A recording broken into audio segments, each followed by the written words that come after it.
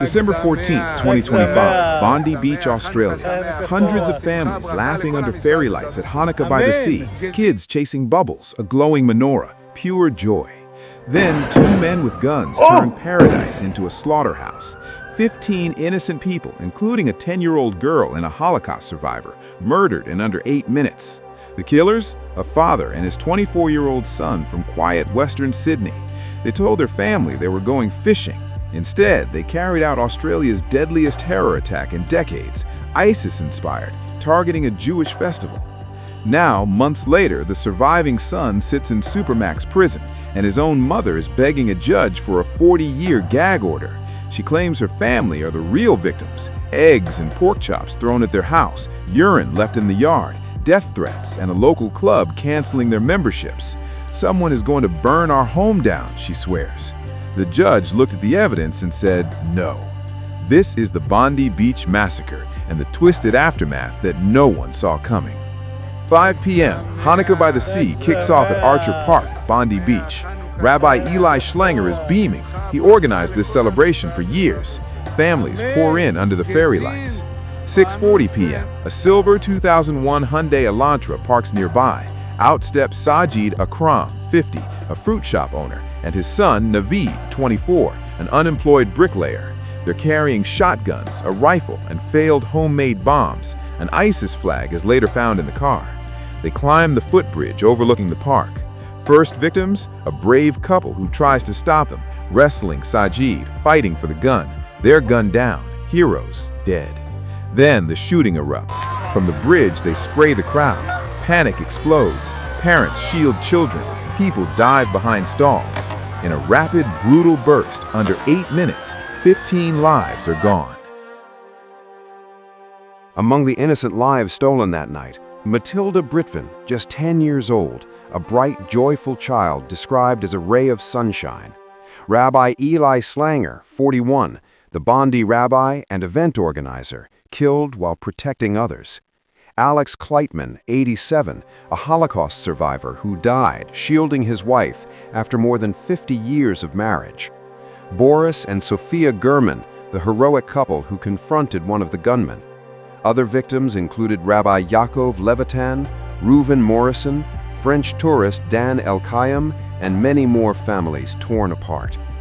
This was Australia's worst mass shooting since Port Arthur in 1996, and the deadliest attack on the Jewish community in the nation's modern history.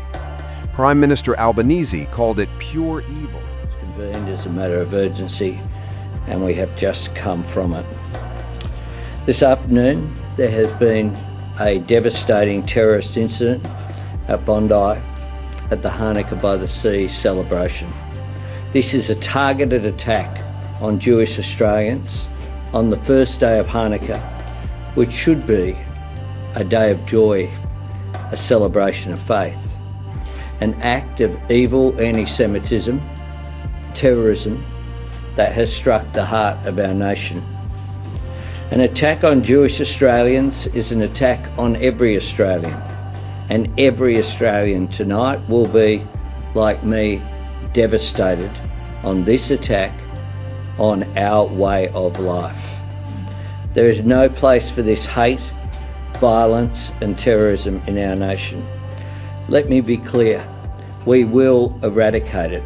The country mourned. Who were the killers?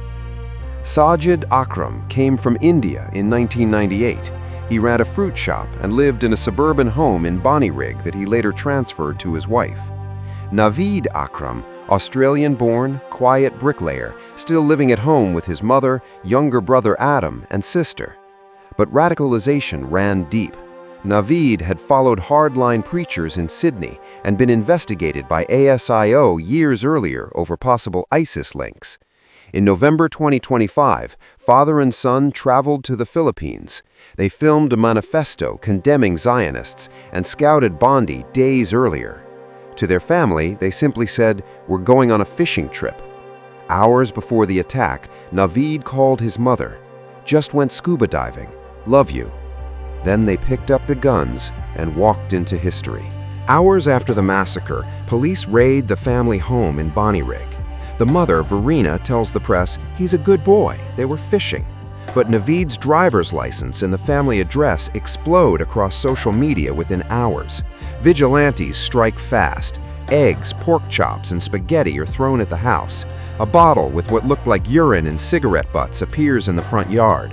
Death threats flood in. Texts saying, "We're gonna kill you." Phone calls asking, "Are you still alive?" Groups of men show up at the door. Even the local Mounties Club cancels the mother and daughter's memberships and bans the younger brother Adam from every venue in the chain, even though he wasn't a member. Naveed Akram appears in Sydney's Downing Centre local court via videolink from Galburn Supermax. Prison greens, beard, no visible emotion.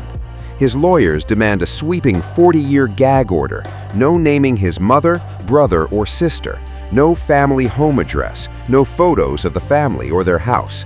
They cite real fears, vigilante attacks, not just online threats. The mother's affidavit says she was terrified someone would torch their home. Media organizations fight back. The address was already public. The mother had already spoken to the press about the fishing trip. On Thursday, Judge Hugh Donnelly rules against them. He says this case has unprecedented public interest, outrage, anger, and grief. Suppression would lack utility. The information is already everywhere, including overseas. The application is dismissed. 15 lives stolen in the name of hate. Heroes remembered. Questions still linger. How did the final radicalization happen? Why were the guns approved? Could more have been known? The Akram family says they are innocent victims of backlash. Australia demands open justice, no hiding behind secrecy. In a nation built on mateship and a fair go, one question cuts deep. When the monster is your own blood, who really pays the price? The Bondi Massacre isn't just another true crime story, it's a warning. Light will prevail over darkness. Remember the victims, share their stories. What do you think should happen next in this case? Let me know in the comments below.